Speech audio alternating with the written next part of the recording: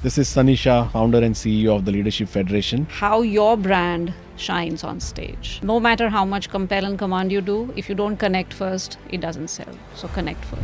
We see a lot of speakers on stage during our events and beyond. What do you think that are those ingredients that really creates a blockbuster speech from the ones that don't? In that trio, fine. It then takes it forward through the rest of the day and the rest of the event. What would be the 3 top things that you will ask them to fix before they enter the ballroom and they get on the stage?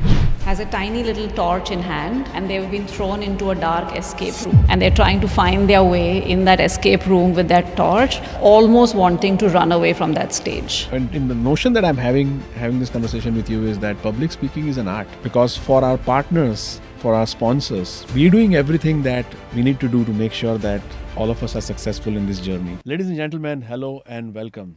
This is 𝗪𝗔 Shah, founder and CEO of the Leadership Federation. And with me, I have Vaishali Wagle, who is our advisory board member for the Leadership Federation and founder and CEO of 𝗧𝗵𝗶. Today, we thought it is imperatively important that we have this discussion for our partners, for all of you who are going to participate in our upcoming conclaves, and for all of you who've been our esteemed partners throughout this journey.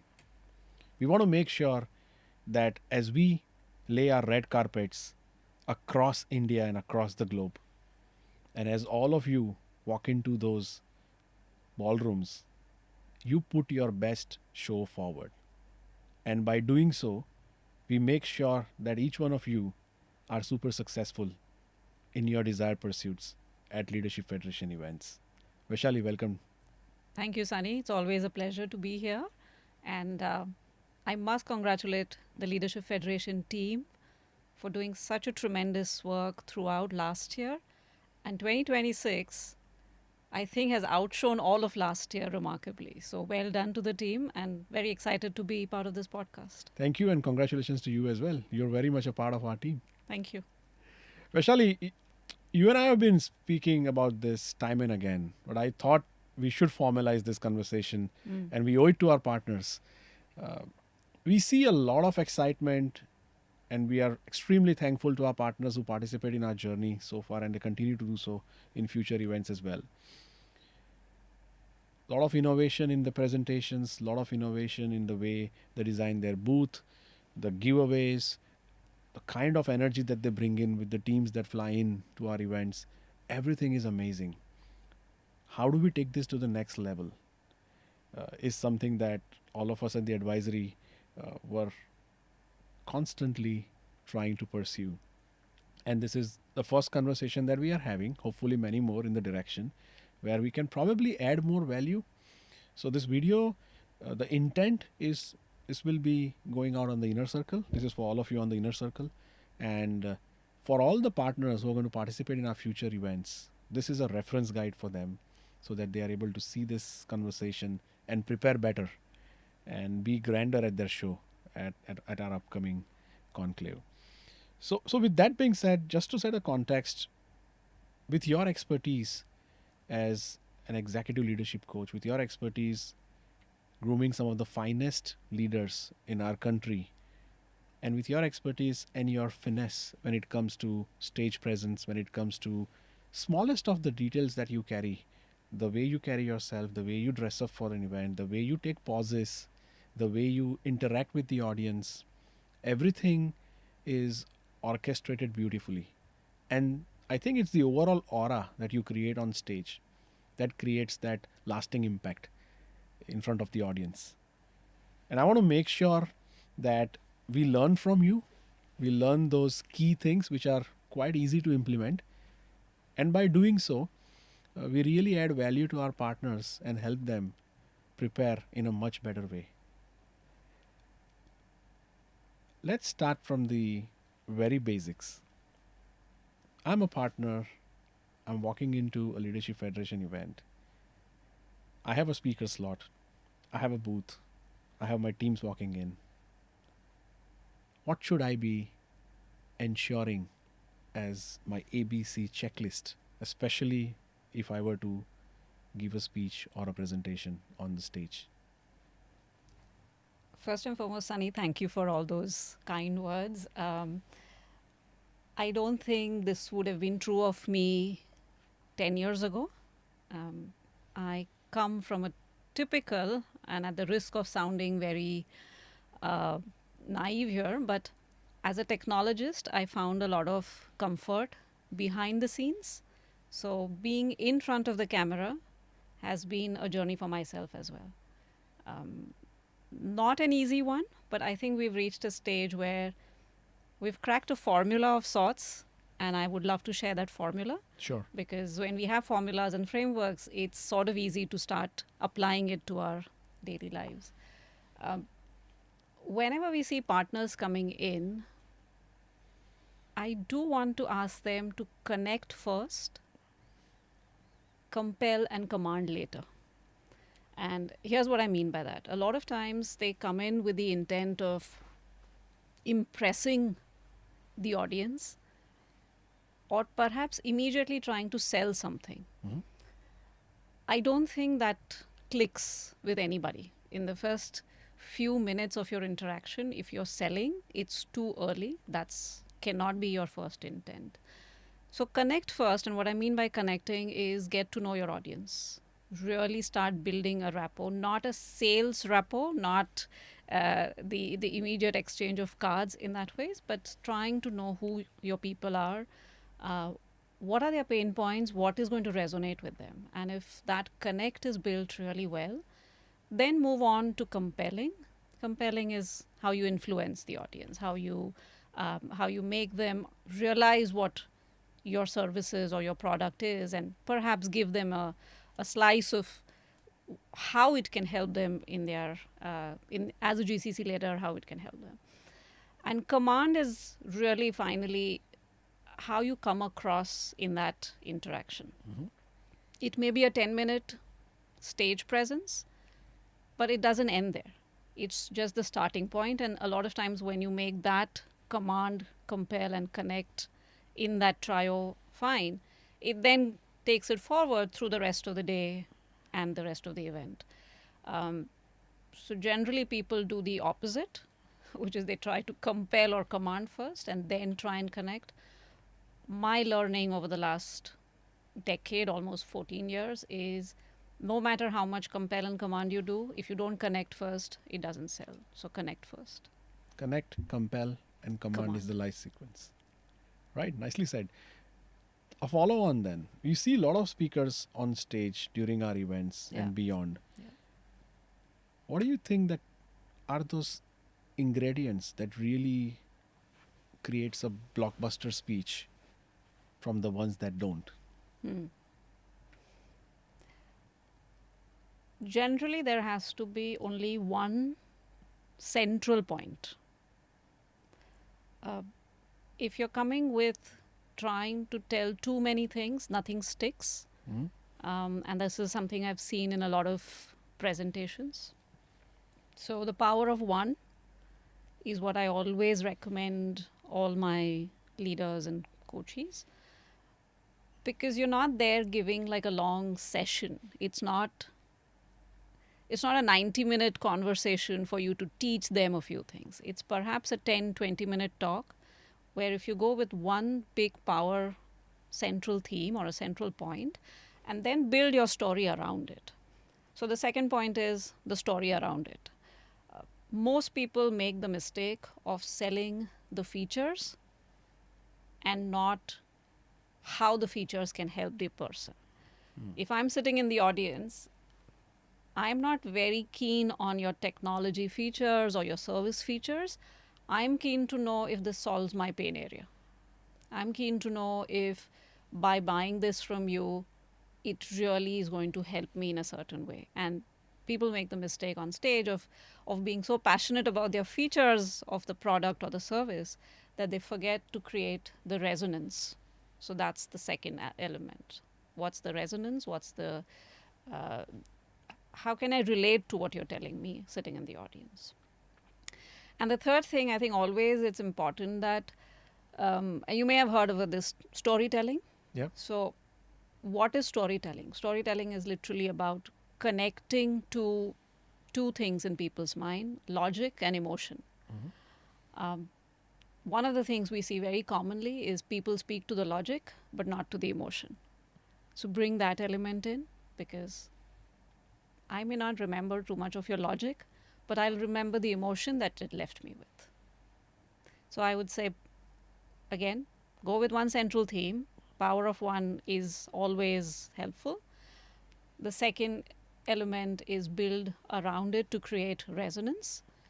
The audience needs to feel, how is this going to help me? And the third is the storytelling, which is connect to both logic and emotion. This is almost like a playbook being created right here. So thank you for these insights. As you know, our room during our events is full of CXOs, Yeah. some of the most senior leaders in India and from across the globe come in and attend and participate in our events. Yes. Keeping that audience genre in mind, where you know that everyone in the room are super senior decision makers, what do you think some of our partners or sponsors, because it can get overwhelming, right? You know, you got so much, it's like a kid in a candy store. You have 100 leaders to go and sell into. These are your dream logos that you want to acquire. And it's important that they do so. But where do you think our partners might potentially be going wrong in their planning and in their strategy when it comes to preparing for an event of this stature? I'm going to share my observations from the last few events that we've done at the Leadership Federation GCC Conclave, and also from some of the other great speakers that I've seen do well. So trying to draw a few parallels so that people can see where they could make the changes and differences, right? Most of them focus on their presentation, the slides. And they come up with a very heavy deck of 14, 15, 40 slides.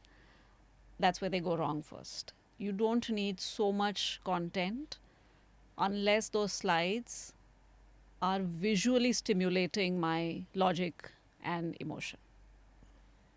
A lot of data on it generally doesn't help. The mistake a lot of them do is they run through the slides, and a lot of times we see them saying it out aloud. Let me skip this one. Let me go to the next one. Let me skip this one. Let me go to the next one. If you're going to skip your slides, why did you put them in the first place?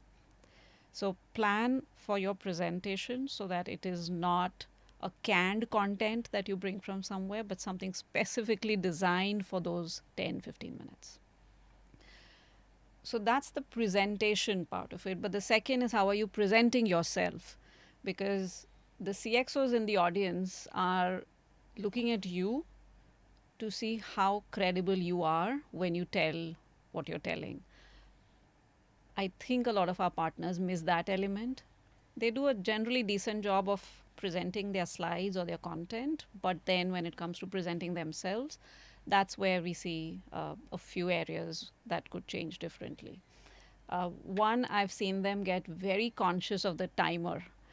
There generally is a timer in the front of the stage which sort of keeps beeping, and if they've been sitting in the audience, then they've heard people chime a bell, which has created another level of anxiety for them. So people, right up when they come on stage, they start to tell, I only have 9 minutes, I only have X minutes. I think that's for you as a reference point. That's not your talking point. The third mistake we've seen a lot of them make is comments such as, I'm between you and lunch. Why would you sandwich yourself between anything? The most important thing is, if you are on stage, that's your time on stage. Make the best of it. So what I want our partners to think differently is, who am I? What's my identity as I go on that stage? If I have prepared for a 20-minute conversation, and if for whatever reason my time gets crunched to 10 minutes, and that happens a lot of times because somebody overruns, and as a federation, we want to make sure we stay within time limits. The recommendation is, go with your full content, but also plan for half content. And I like to say, there is a movie, so prepare for the whole movie, but also have a trailer in mind. And it's not about crunching your content to speak fast in those 10 minutes, but making sure that you have a separate trailer prepared in case you want to do it. So those are some elements. But going back to the first point I made earlier, which is connect, compel, and command. Your connect happens in the first 7 seconds that you're on stage. So I really, really want to nudge all partners when they come on stage is how can you make the best of those first 7 seconds? What you come and say, how you greet the audience, how you come and stand on the stage, how you own that stage in the first 7 seconds will make a lot of difference in the connect. When you get into command, we of course speak of different techniques when we come into our programs, but compelling and commanding is a lot of times starting with that central one theme idea and then staying around it without getting conscious of other things that I mentioned earlier, without getting conscious of the timer, without getting conscious sometimes of even audience not paying attention to you. That can be a trigger point for a lot of people. Sometimes audience are on their phones, but don't get carried away with all of those things. So I think in a nutshell, stage presence is you suddenly find yourself gravitating from that audience seat to going on the stage and viewing the audience from a different lens altogether. And when you do that, ask yourself a few questions that you've prepared. Who am I? And what's the one thing that I want this audience to take away as a point from this conversation I'm having with them? I'm thinking as an audience right now listening to us, and I do have a couple of follow-ons. You give a very good blueprint in terms of what needs to be done. I'll ask you the how side of it now. So, a couple of things that beautifully came out from your responses. Number one is we to make sure that we're not selling, but we're trying to solve a problem. We're trying to give a solution that resonates better to the audience so that there is an engagement. The second thing that you mentioned in one of your responses was around the emotional connect.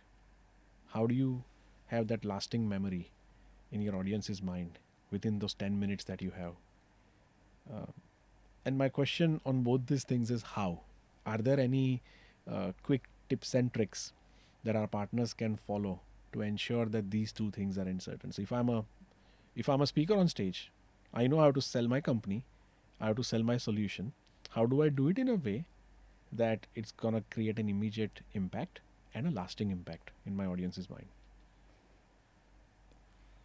All right, let's take a hypothetical case and something that is close to our hearts as we do the GCC conclaves. We have said that GCCs are at a transition point, going from cost arbitrage to perhaps now trying to establish a footprint of somebody who is a value addition to the organization. Now, the logic is just this. The logic says, we were a cost arbitrage, we did these, and there are some data points around it. Now we want to call ourselves a value arbitrage or a value positioning for the industry or our organization. I get the logic of it, but I don't get the emotion of it. So if I can bring this logic in my presentation and tie it with another emotion there, and that emotion could be as basic as how somebody from another industry made this shift. I recollect one of my talks at the last conclave where I said the Indian cricket team did a very similar transition when they went from being one team amongst the whole global unit to becoming what the Indian cricket team is today, which is a powerhouse in the entire unit. That kind of emotional angle, through perhaps either metaphoric language or any kind of relatable contextual story, is a best way to bring the logic and the emotion linking together. Hold very little time on the logic and try to weave stories with emotions that talk to that logic. I would say that can help. That really helps. Most people just remember that. If there is something beautiful from a demo standpoint or a POC standpoint that you've done, Steve Jobs has been a master at owning stages. Whenever any of Apple products were launched, he spent at least 3 months preparing for that entire thing to a point that it looked spontaneous. That word spontaneity is what is necessary on stage. It can be scripted, but it can't feel scripted on stage. So the spontaneity element needs to come in, is the other aspect. And holding Steve Jobs' example, if you remember how he launched the MacBook, he could have very well picked up a MacBook from the table and shown it to the audience. But what he did was he took a brown paper envelope, an office envelope that typically is used for sending documents, and the MacBook was inside that envelope to show what a slim thing we've produced. That anticipation, that kind of positioning your product is what people remember. I don't think the audience would have remembered a MacBook picked up from the table and shown to the audience, but they remember the glove of that envelope and the MacBook beautifully sliding out of it to showcase what it really. So features can be demonstrated that way, and emotion can be left through these kind of POCs as well. Again, some great tips. Everybody walking into our conclave knows and understands that they have 10 minutes of stage time. Yeah. To many of us, it may not be enough, but that's all we have. If I were to break this down, these 10 minutes, and if, let's say, you were to be a presenter on the day with just 10 minutes of stage time, how would you break it down? My most loved formula is why, what, and how, which is why am I here? And I can tell the audience why I'm here, which has to resonate with the audience. So I'm going to use a little bit of a metaphoric language, if you don't mind. Mm-hmm. A lot of times, if my why is shining the spotlight on me, that's not going to create any kind of resonance with the audience. But if I could shift that spotlight so that it shines on my audience and I'm able to tell them why I'm here, then that's my first point of how, I can quickly grab the attention of the audience. Then I tell them what about whatever I'm trying to teach them or advise them or leave them with a service or a product. I would stay away from selling anything on that stage for the 10 minutes. That's one of the things we see very commonly happen. Don't sell at all. You cannot sell in the first 10 minutes of your conversation. So after the why, the what is everything about what have we done? So to showcase your credibility as a product, as an organization. What are we here for? And then how, the third point, how can we do this for you? In all of the why, what, and how, again, logic, emotion, logic, emotion, logic, emotion. So weave all of these through the pattern of why, what, how. I think it's the simplest, time-tested pattern anybody can use.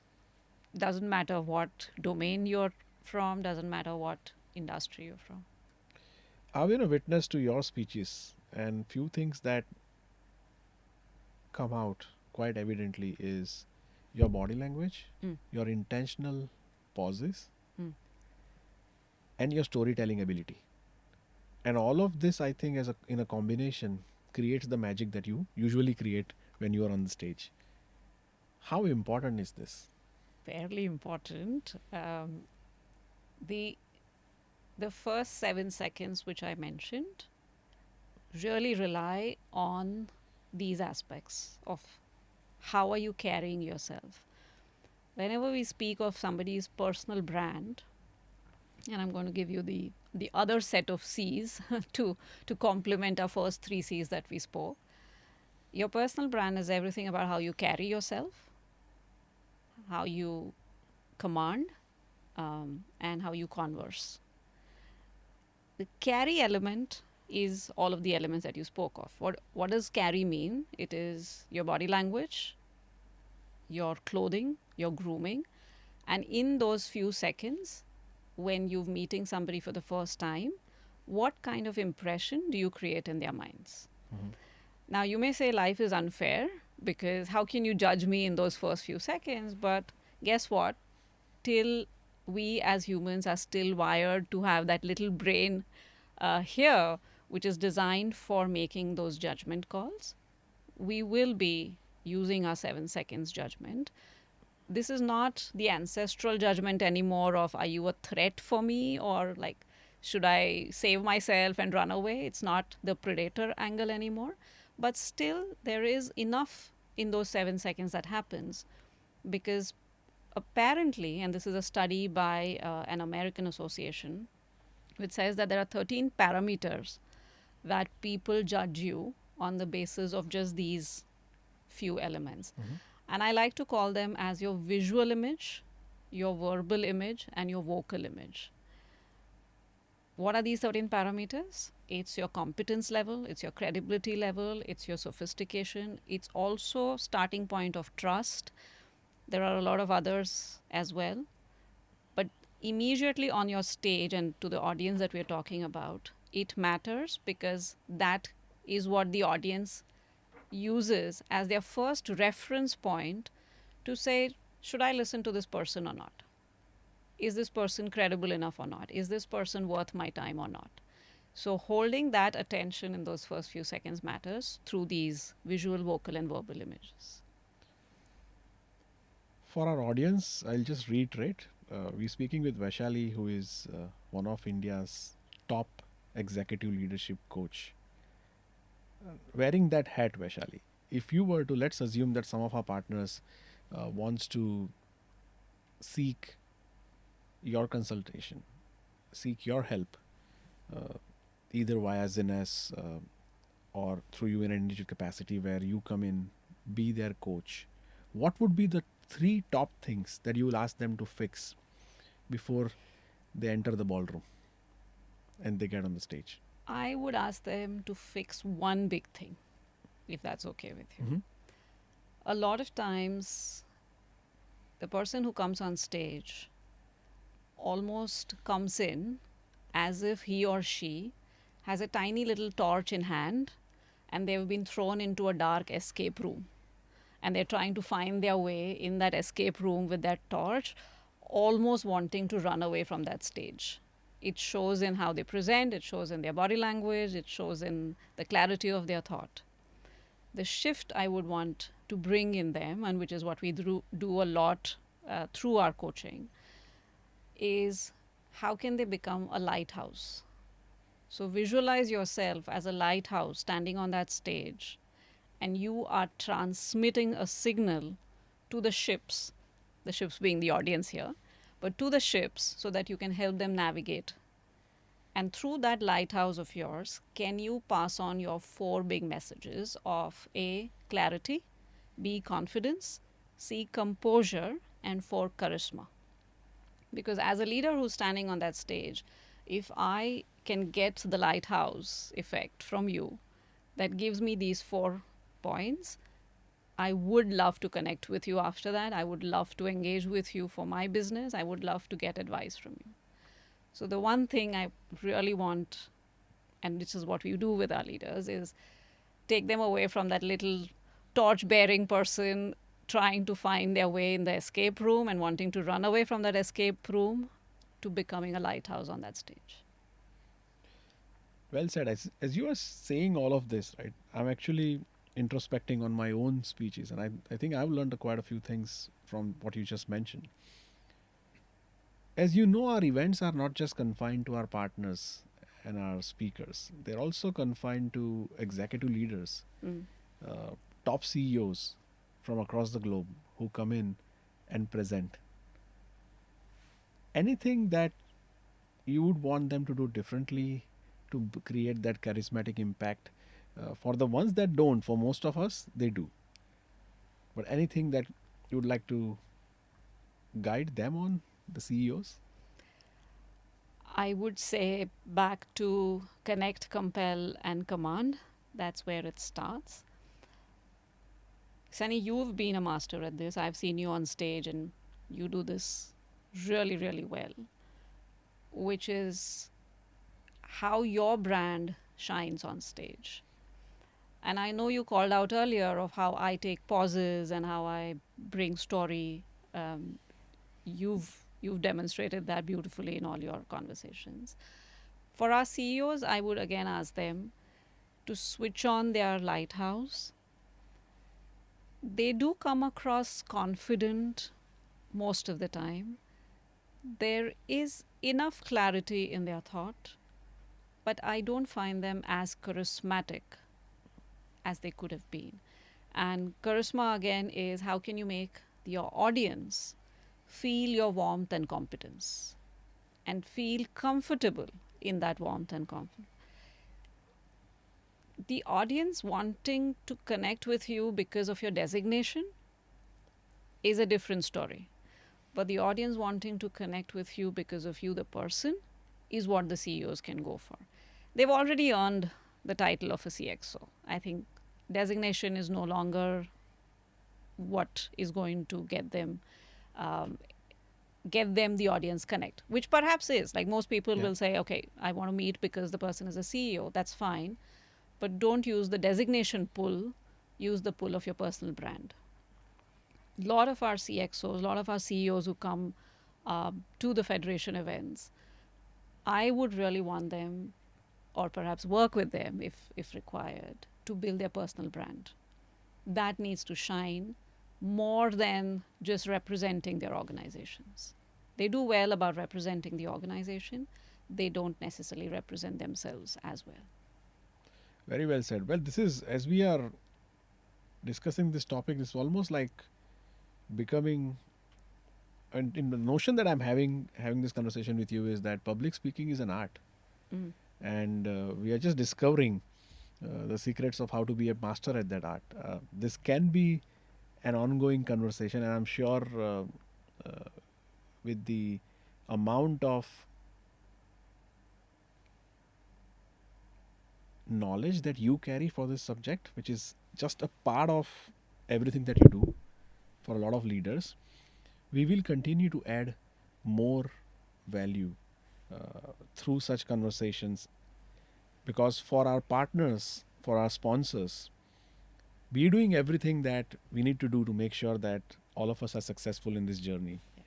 But when we meet next at an upcoming Leadership Federation event, as the curtain raises, you want to make sure that you become those lighthouses and you create a powerful aura in the room so that you are able to get the right ROI from those moments and from this participation. With that being said, I would love to have more one-on-one interactions. So if you're looking at this video, please make sure that you comment, hit like, share with everybody in your team, especially your Marcom teams, because I know they are the warriors behind the scenes, creating your content, delivering things to perfection so you're able to shine on that day.